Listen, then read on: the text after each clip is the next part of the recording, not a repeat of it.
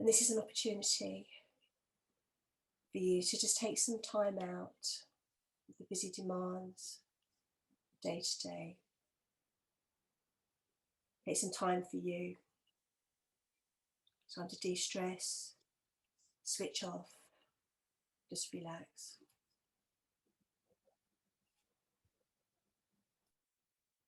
And just as you settle back as comfortably as you want to, your feet on the floor, just want you to be aware perhaps of the heels of your feet. Just be aware for a moment of the heels of your feet. And perhaps you could imagine a calm and easy kind of feeling right there in the heels of your feet. Imagining that calm and easy kind of feeling just kind of spreading out across the soles of your feet, right along to your toes. Bringing with it the feeling of being relaxed and comfortable, calm and easy. And then allowing that comfortable, easy kind of feeling to go back along your feet to your heels, and then to start to make its way upwards through your ankles.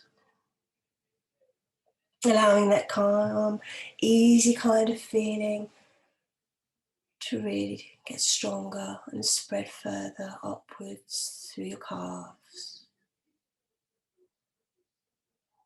through your knees, up through the large muscles of your thighs, continuing to take with it that calm and easy, comforting kind of feeling all the way up through your pelvis and into your abdomen, reaching out through the small of your back as it makes its way upwards still through your stomach, bringing with it that calm, easy, comfortable kind of feeling through your stomach into your chest, across your chest, through your back and up into your shoulders, across both shoulders and down into your arms. That calm, easy kind of feeling making its way down your arms, down into your elbows, into your forearms, through your wrists, right into your hands, and all the way down to the tips of your fingers.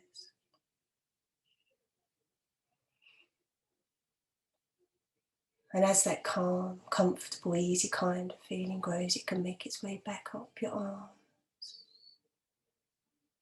back up to your shoulders and through into your neck, all the muscles in your neck, upwards still, right up through the back of your head, over the top of your head, a wave of comforting, easy calmness, just making its way down over the top of your head, down across your forehead, into your eyes, allowing your eyelids to rest comfortably and easily right there.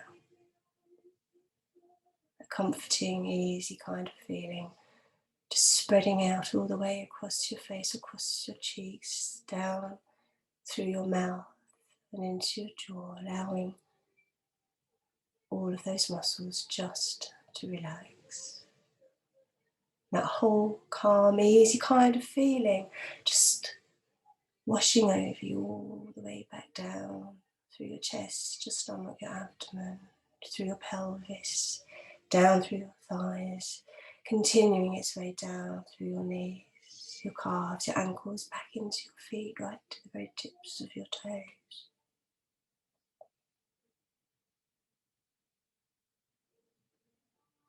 Perhaps already finding a kind of stillness, this quiet and calm sort of feeling.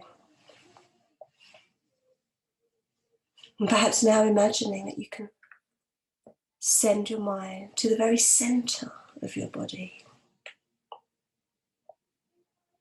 And imagining too that when you send your mind to the very center of your body, that you can find a kind of central core that runs from the very top of your head to somewhere just around your waist. And this central core might be wider at the top and narrower at the bottom, like a sort of cone shape, or maybe just like a cylinder, or maybe some other kind of shape that seems just right for you. And it might be made of the purest gold, or maybe some other kind of precious metal. Or perhaps it's like the most brilliant crystal, or some sort of electricity, or other magical power.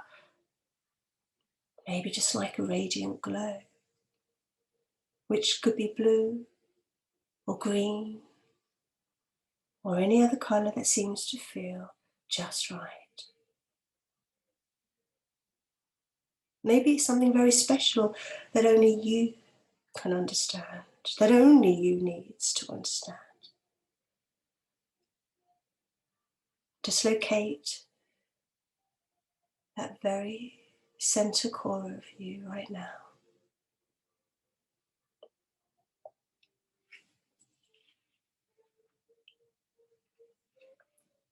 This is the center core of you, in which that part is what we call you or me or I. This is where that part lives. Some people might call it the spirit or psyche. The very essence of that vital part of you, of your mind, in the absolute center of your body, and the absolute center of your entire world, your entire universe. And you might have been taught once, perhaps a long time ago, that the world doesn't revolve around you. But you know what? It actually does. Your world does. Whatever you may have been told in the past, it's absolutely fine for your world to revolve around you. In fact, since it is your world, it could scarcely revolve around anybody else. You are the most important person in your world.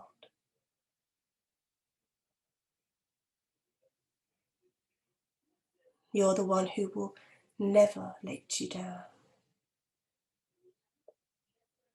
The one who will always have your best interests at heart. You're the one whose feelings will never lie to you. The one who will look after you so that you can actually look after those others around you.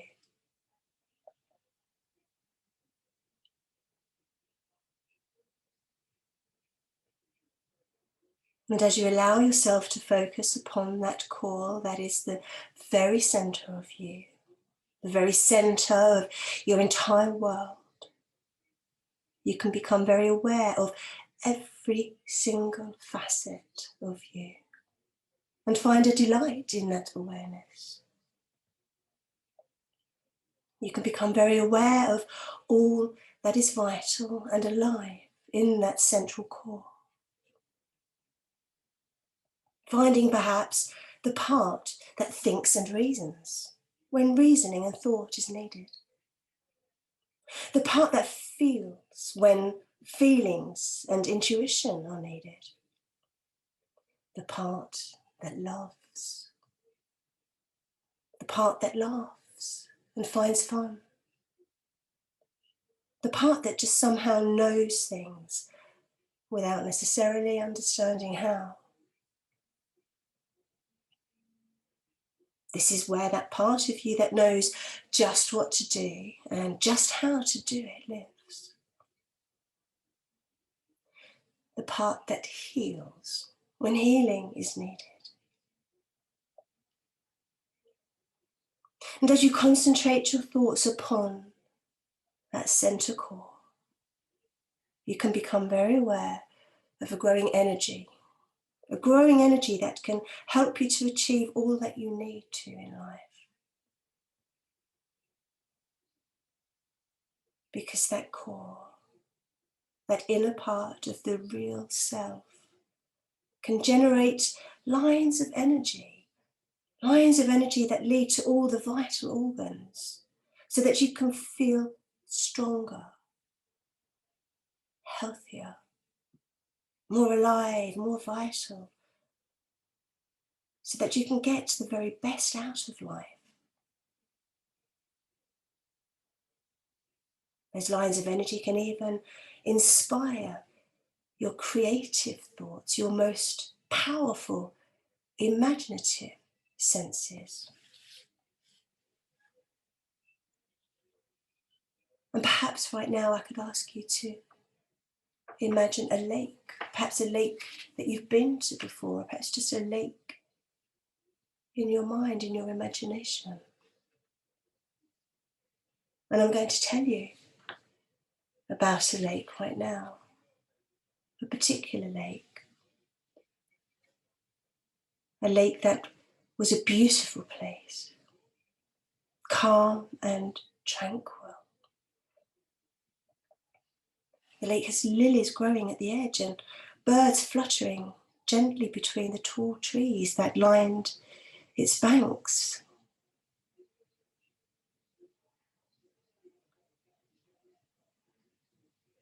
This lake I visited once was where the sun would shine through the branches of the trees, sending little shafts of light angling through water so clear that you could easily make out the languid forms of fishes swimming lazily amongst the weeds at the bottom. Sometimes there were baby fishes too, swimming close to each other, forming little silvery shoals that flicked and swirled just beneath the surface as they learned how to feed and hide. They would dart from one place to another, at one moment streaming towards the centre of the lake, their world, then all turning at once to head for some unseen hidey hole before breaking in disarray, sending 1,000 speckles of silvery light scattering in all directions at once.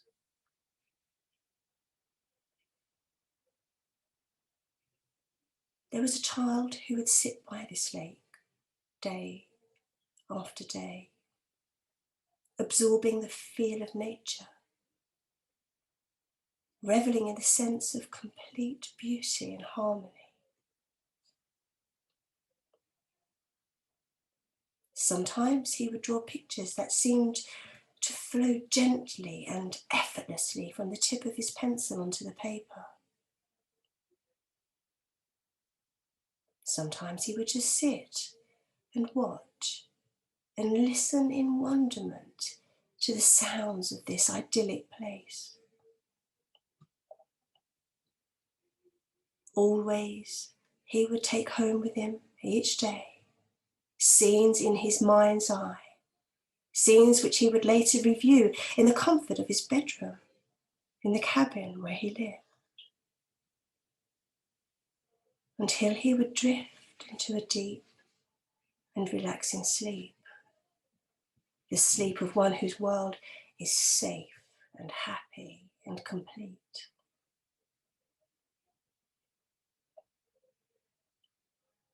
Years passed and the child went to school, but the lake was still there for him every morning when he got up and every evening when he returned home. Always there, reliable, abiding, comforting.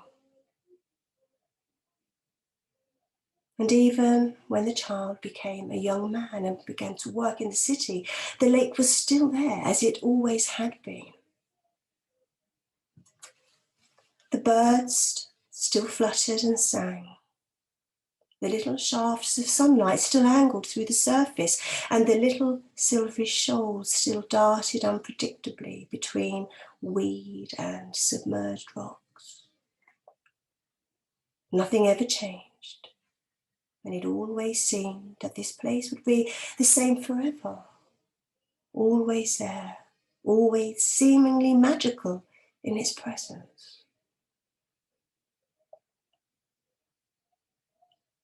But one night, as he lay in his bed, the ground began to shake. Imperceptibly at first, but then quickly increasing until it was heaving with a violence that seemed almost malevolent. There was a roaring that filled his ears with a terrifying loudness which forbade all thought. And worse, there was a fear that he had never before experienced, a fear and a feeling of being truly alone.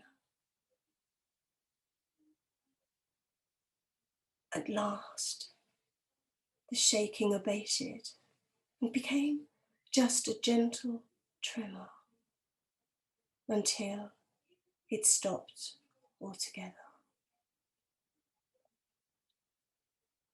The quietness that followed, making it seem for a few moments as if some god somewhere were holding his breath.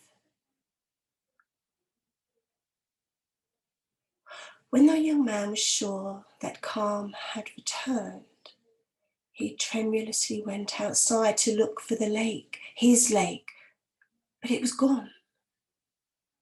There was no more lake, and in its place was a huge mountain, as bleak and as silent as the grave. In the morning, it was no better. Where there had once been beauty, there was ugliness. Where there had been the sounds of birds, there was silence. Where there had been tranquil waters, there was now a dark and brooding presence, unfriendly, morose and black like coal.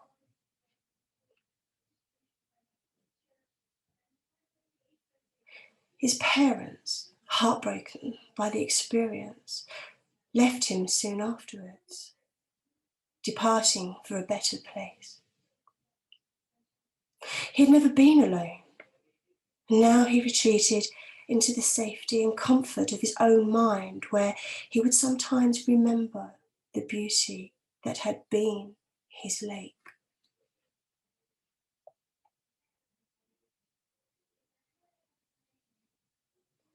Time passed, and the elements robbed the mountain of its sharpness.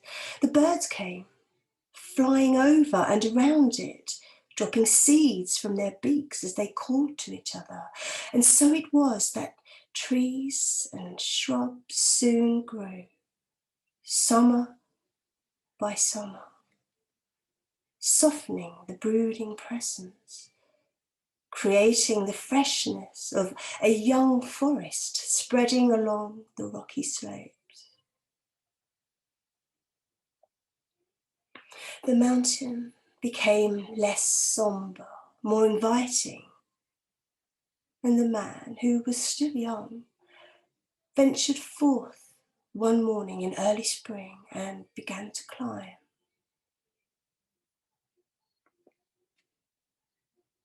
He clambered over rocks and gullies that glistened with dew in the warm sunlight, weaving between trees and brushing aside occasional fronds of foliage and swishing through long grasses until at last he reached the summit. He came out from the forest and stood staring in awe and wonderment, for there, at the very top of this mountain, once so unfriendly and forbidding, was a lake, a beautiful, tranquil lake, with lilies growing at the edge and birds fluttering gently between the tall trees that lined its banks.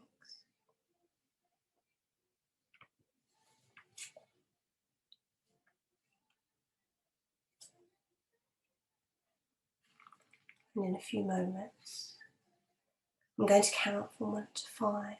When I get to 5, I want you to open your eyes, wiggle your fingers and toes, and feel absolutely brand new. But before I get there, just soak in the beauty of the idea of this tranquil lake.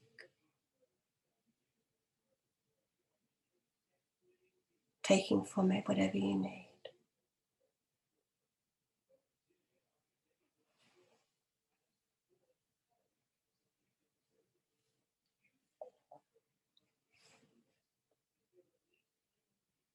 So 1, just start to become more aware of yourself and where you are in the room. 2, starting to feel the energy building in your fingers and your toes. And 3, now halfway up, starting to feel really good. The energy really starting to surge around your body. 4, nearly all the way to the top, feeling really good now. The energy really, really building. And 5, open your eyes. Wiggle your fingers and toes and feel absolutely brand new.